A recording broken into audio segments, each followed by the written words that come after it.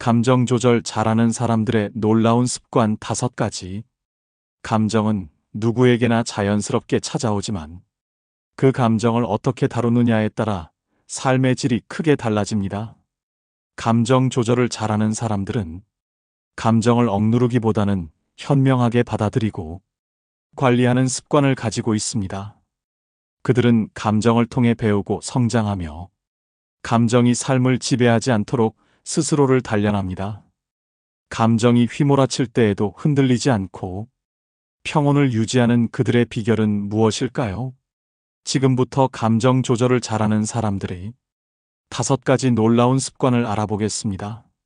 첫째, 감정을 있는 그대로 받아들인다.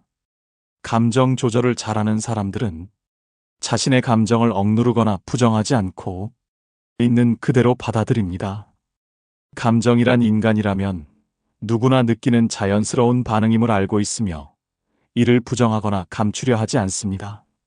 슬픔이나 분노, 두려움 같은 부정적인 감정이 찾아오더라도 왜 이런 감정을 느끼지? 라고 자책하지 않고 지금 내가 이런 감정을 느끼고 있구나 라고 스스로를 인정합니다.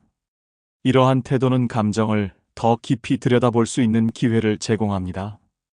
감정을 부정하거나 억압하면 오히려 내면에서 더욱 강하게 자리 잡고 그로 인해 더 큰 스트레스나 불안으로 이어질 수 있습니다. 감정을 있는 그대로 받아들이면 오히려 감정의 파도가 한층 잔잔해지는 것을 느낄 수 있습니다. 특히 감정 조절이 어려운 상황에서는 감정을 억누르려 애쓰지 않고 그 감정을 충분히 느끼도록 허용하는 것도 중요한 전략입니다. 눈물이 나면 울고, 화가 나면 조용히 그 분노를 바라보며 자신을 진정시키는 시간을 갖습니다.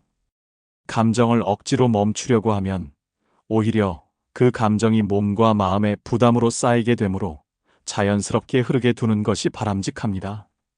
이때 감정을 수용하는 과정에서 중요한 것은 감정과 나 자신을 동일시하지 않는 것입니다. 나는 화난 사람이다라고 규정짓기보다는 지금 화가 난 상태이다라고 바라보는 시각이 필요합니다. 감정은 일시적인 상태일 뿐 나의 본질을 규정짓지 않는다는 인식을 가지면 감정을 더 객관적으로 바라볼 수 있습니다. 감정을 받아들이는 데에는 솔직함과 용기가 필요합니다. 자신의 약한 부분을 드러내는 것이 부끄럽거나 두려울 수 있지만 감정을 억누를수록 결국 자신을 더 힘들게 만들 뿐입니다. 오히려 감정을 솔직하게 바라보면 그 감정을 다스리는 방법도 자연스럽게 떠오릅니다. 감정을 있는 그대로 받아들이는 습관은 스스로를 이해하는 첫걸음입니다. 감정과 싸우지 않고 그것을 있는 그대로 수용함으로써 감정이 나를 지배하지 않도록 거리를 둘 수 있습니다. 이로 인해 감정에 압도되지 않고 한 발 물러나 여유롭게 대처할 수 있는 능력을 기르게 됩니다. 둘째, 감정과 행동을 분리한다. 감정 조절을 잘하는 사람들은 감정이 격해졌을 때에도 그것이 곧바로 행동으로 이어지지 않도록 훈련합니다. 감정 자체는 자연스럽고 인간적인 반응이지만 그 감정을 곧바로 행동으로 옮기면 때로는 후회할 일이 생길 수 있음을 잘 알고 있습니다. 특히 화가 나거나 억울함이 느껴질 때 순간적인 감정에 휘둘려 말이나 행동으로 표현하면 관계에 금이 가거나 상황이 악화될 위험이 큽니다. 이들은 감정과 행동 사이에 멈춤의 시간을 두는 습관을 가지고 있습니다. 감정이 폭발할 것 같을 때는 먼저 심호흡을 하며 마음을 가라앉힙니다. 깊고 천천히 숨을 들이마시고 내쉬며 감정의 소용돌이를 잠시 관찰하는 것입니다. 이러한 호흡법은 단순해 보이지만 감정의 급격한 표출을 완화하는 데 큰 도움이 됩니다. 또한 감정을 글로 써보거나 일기를 통해 털어놓기도 합니다. 글로 감정을 표현하면 생각이 정리되고 감정이 누그러지면서 행동으로 옮기고자 하는 충동이 줄어듭니다. 지금 내 감정은 무엇인가? 왜 이런 감정을 느끼는가? 를 스스로 묻고 답하는 과정을 통해 감정과 행동을 분리할 수 있습니다. 감정을 행동으로 바로 표출하지 않고 잠시 멈춤으로써 얻게 되는 가장 큰 이점은 상황을 객관적으로 바라볼 수 있다는 것입니다. 격한 감정이 휘몰아칠 때는 이성이 흐려지기 쉽지만 멈춰서 생각하는 시간을 가지면 문제를 더 냉철하게 분석할 수 있습니다. 때로는 시간이 지나면서 감정의 강도가 자연스럽게 줄어들어 덜 격양된 상태에서 합리적인 판단을 내릴 수 있게 됩니다. 특히 대인관계에서 이 습관은 매우 중요한 역할을 합니다. 가까운 사람일수록 감정을 솔직히 표현하기 쉽지만 감정에 휩싸여 상처 주는 말을 하게 되면 돌이킬 수 없는 결과를 초래할 수 있습니다. 그러므로 감정이 치밀어 오를 때는 상대방에게 잠시 시간을 달라고 부탁하거나 조용한 공간에서 스스로를 진정시키는 시간을 갖는 것이 좋습니다. 감정과 행동을 분리하는 능력은 꾸준한 연습과 훈련을 통해 길러집니다. 처음에는 감정을 억제하는 것이 힘들게 느껴질 수 있지만 조금씩 감정을 관찰하고 행동으로 이어지지 않도록 노력하다 보면 자연스럽게 몸에 익게 됩니다. 결국 이러한 습관은 자신뿐만 아니라 주변 사람들에게도 긍정적인 영향을 미치며 감정적으로 성숙한 사람으로 성장할 수 있도록 돕습니다. 감정은 일시적이지만 행동은 그 결과를 오래 남깁니다. 감정과 행동을 분리하는 능력을 기르면서 우리는 더 신중하고 현명한 삶을 살 수 있습니다. 중요한 것은 감정을 억누르는 것이 아니라 그 감정을 어떻게 처리하고 표현할지를 신중하게 선택하는 것입니다. 셋째, 감정을 표현하는 언어를 사용한다. 감정 조절을 잘하는 사람들은 자신의 감정을 명확하고 구체적으로 표현하는 데 능숙합니다. 이들은 감정을 모호하게 숨기거나 애매하게 표현하지 않고 지금 화가 나 또는 슬퍼서 힘들다와 같이 솔직하고 직설적으로 감정을 말합니다. 이러한 감정 표현은 상대방이 자신의 상태를 이해하고 공감할 수 있도록 돕습니다. 감정을 표현하는 언어를 사용하는 것은 단순히 감정을 드러내는 것뿐만 아니라 감정을 스스로 인식하고 정리하는 과정이기도 합니다.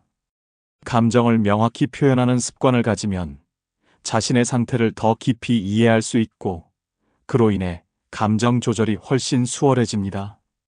감정을 단어로 구체화하면서 내가 왜 이렇게 느끼고 있는가? 이를 자연스럽게 탐구하게 되어 감정의 원인을 파악하는 데도 도움이 됩니다.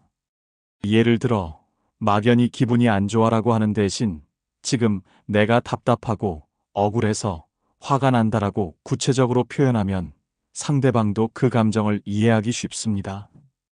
또한 감정 표현이 명확할수록 상대방도 불필요한 오해를 줄일 수 있어 대화가 원활해집니다.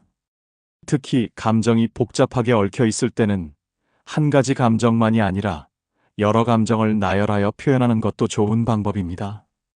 감정을 솔직히 표현하는 것은 단순해 보이지만 실제로는 쉽지 않은 일입니다. 감정을 드러내면 상대방이 실망하거나 상처받을까봐 걱정하거나 스스로 감정을 인정하는 것이 두려워서 감정을 숨기기도 합니다. 하지만 감정을 표현하지 않고 억눌러 두면 오히려 스트레스가 쌓여 나중에 폭발할 위험이 있습니다. 감정을 명확하게 표현하기 위해서는 감정을 설명하는 어휘를 다양하게 익히는 것도 중요합니다. 예를 들어 단순히 화난다가 아니라 짜증난다, 분노한다, 억울하다, 서운하다 등으로 구체적으로 표현하면 감정을 더 정확하게 전달할 수 있습니다. 감정을 묘사하는 다양한 어휘를 평소에 연습해 두면 감정이 격해진 상황에서도 차분하게 자신의 상태를 표현할 수 있습니다. 또한 감정을 표현할 때는 나 전달법을 사용하는 것이 효과적입니다. 너 때문에 화가 나라고 비난하는 대신 내가 지금 화가 난 이유는 이렇다라고 말하면 상대방도 방어적으로 반응하지 않고 대화를 이어갈 수 있습니다. 이런 방식은 감정 표현이 오해 없이 전달되도록 돕고 감정에 대한 책임도 스스로 지게 합니다. 감정을 표현하는 언어를 잘 사용하는 사람들은 인간관계에서도 긍정적인 영향을 미칩니다. 자신의 감정을 솔직하게 전달하면서도 상대방의 감정도 존중하며 공감하는 태도를 보입니다. 이로 인해 갈등 상황에서도 서로의 감정을 이해하고 수용하는 분위기가 형성되어 문제를 평화롭게 해결할 수 있습니다. 감정을 정확하게 표현하는 것은 감정을 억누르는 것과는 다릅니다. 억누르지 않고 드러냄으로써 스스로 감정을 해소하고 상대방에게도 감정을 이해시킬 수 있는 길을 열어줍니다. 이러한 감정 표현 능력은 감정 조절뿐만 아니라 원활한 소통과 깊이 있는 인간관계를 만드는 데 중요한 역할을 합니다. 넷째, 스트레스를 해소할 수 있는 루틴이 있다. 감정 조절을 잘하는 사람들은 스트레스를 해소할 수 있는 건강한 루틴을 일상 속에 자연스럽게 녹여냅니다. 이들은 감정이 쌓여 폭발하지 않도록 평소에 꾸준히 관리하며 감정의 무게를 가볍게 만드는 다양한 방법을 활용합니다. 가장 흔히 사용하는 방법 중 하나는 규칙적인 운동입니다. 걷기, 조깅, 요가, 스트레칭 등 신체를 움직이는 활동은 신체적 긴장을 완화하고 마음의 무게를 덜어줍니다. 운동을 통해 신체의 피로를 해소하면서 동시에 엔도르핀 분비를 촉진하여 기분을 긍정적으로 전환할 수 있습니다. 특히 자연 속에서 운동하는 것은 마음을 차분하게 하고 스트레스를 줄이는데 큰 도움이 됩니다. 또한 명상과 호흡법을 통해 마음을 가라앉히는 습관도 중요합니다. 잠깐 눈을 감고 깊게 숨을 들이마신 후 천천히 내쉬는 것만으로도 마음이 차분해지고 감정이 안정되는 것을 느낄 수 있습니다. 명상은 단순히 감정을 억누르는 것이 아니라 감정을 있는 그대로 바라보고 수용하는 시간을 제공합니다. 이로 인해 감정이 더 이상 나를 지배하지 않도록 거리를 둘 수 있습니다. 취미 생활도 감정을 해소하는데 큰 역할을 합니다. 음악을 듣거나 악기를 연주하는 사람들, 그림을 그리거나 글을 쓰는 사람들 모두 자신만의 방식으로 감정을 표현하고 정리합니다. 취미는 감정의 무게를 가볍게 하고 복잡한 생각에서 벗어날 수 있는 중요한 탈출구가 됩니다. 특히 창작 활동은 내면의 감정을 자연스럽게 표출할 수 있는 기회를 제공합니다. 또한 사회적 교류와 대화도 감정 해소에 중요한 역할을 합니다. 친구나 가족과 솔직한 대화를 나누며 감정을 털어놓으면 마음이 한결 가벼워집니다. 대화를 통해 공감을 얻거나 조언을 듣다 보면 감정의 무게가 분산되어 스스로도 감정을 더 객관적으로 바라볼 수 있게 됩니다. 건강한 식습관과 충분한 수면 역시 감정 조절에 큰 영향을 미칩니다. 몸이 피곤하거나 영양이 부족하면 감정이 쉽게 격해지고 사소한 일에도 민감해질 수 있습니다. 규칙적으로 균형 잡힌 식사를 하고 충분한 휴식을 취하면 신체적 안정감이 감정 조절에도 긍정적인 영향을 줍니다. 중요한 것은 이러한 감정 해소 루틴을 일상 속에서 꾸준히 실천하는 것입니다. 스트레스가 누적되기 전에 미리 해소할 수 있는 방법을 마련해 두면 감정이 폭발할 위험이 줄어듭니다. 때로는 상황이 여의치 않아 루틴을 유지하기 어려운 순간도 있지만 작은 것이라도 지속적으로 실천하려는 노력이 중요합니다. 스트레스를 해소할 수 있는 루틴을 가지면 감정의 파도가 몰아칠 때에도 중심을 잃지 않고 평정심을 유지할 수 있습니다. 감정이 쌓이지 않도록 평소부터 관리하는 습관은 감정 조절을 잘하는 사람들의 공통된 특징입니다. 이러한 루틴을 통해 감정이 폭발하기 전에 미리 해소하고 삶의 균형을 유지하며 건강한 마음 상태를 지속할 수 있습니다. 다섯째, 자기 성찰을 통해 배우고 성장한다. 감정 조절을 잘하는 사람들은 감정을 단순히 억누르거나 회피하지 않고 그 감정을 통해 배우고 성장하려는 태도를 갖고 있습니다. 감정이 격해졌던 순간이나 실수로 인해 후회했던 경험을 돌아보며 왜 그런 감정을 느꼈을까? 어떻게 대처했어야 했을까? 라는 질문을 스스로에게 던집니다. 이러한 자기 성찰은 감정을 이해하고 관리하는 능력을 키우는데 큰 도움이 됩니다. 자기 성찰은 단순히 잘못을 반성하는 것이 아니라 감정의 원인을 탐구하고 더 나은 선택을 모색하는 과정입니다. 예를 들어 어떤 상황에서 극도로 화가 났다면 그 감정의 근본적인 원인이 단순한 사건 때문인지 아니면 누적된 스트레스 때문인지 깊이 들여다봅니다.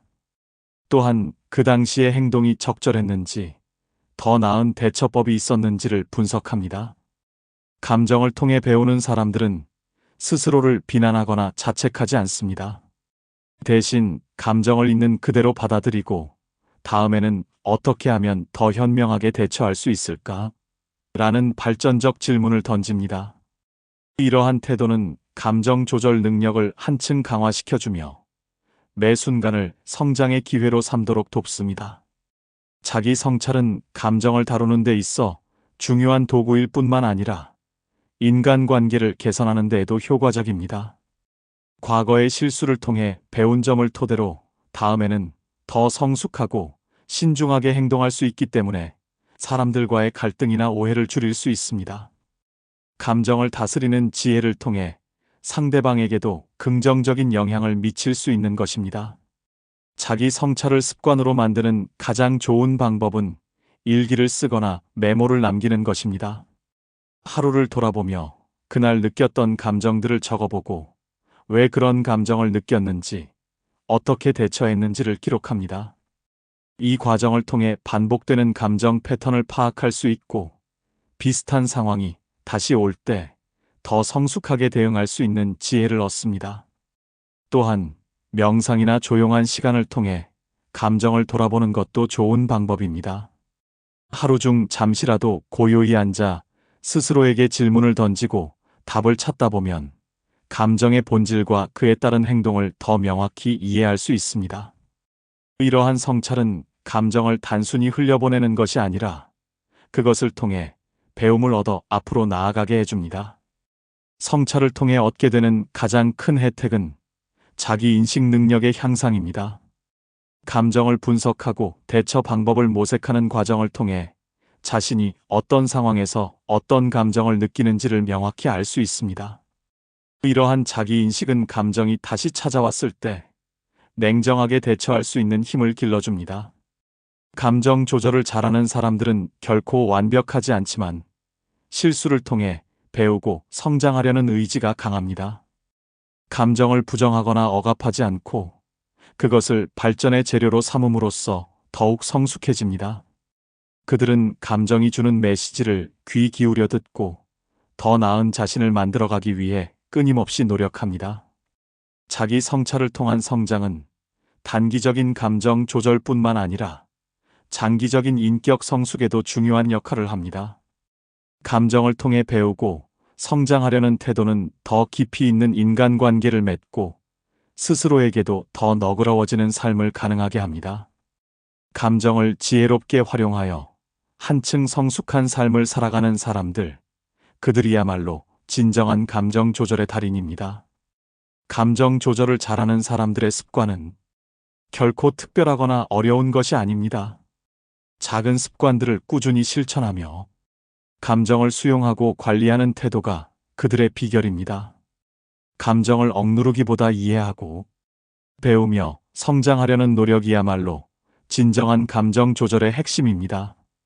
오늘 소개한 5가지 습관을 통해 여러분도 감정을 더 지혜롭게 다루며 평온한 삶을 만들어 가시길 바랍니다. 감정 앞에서도 흔들리지 않는 내면의 힘을 키워보세요.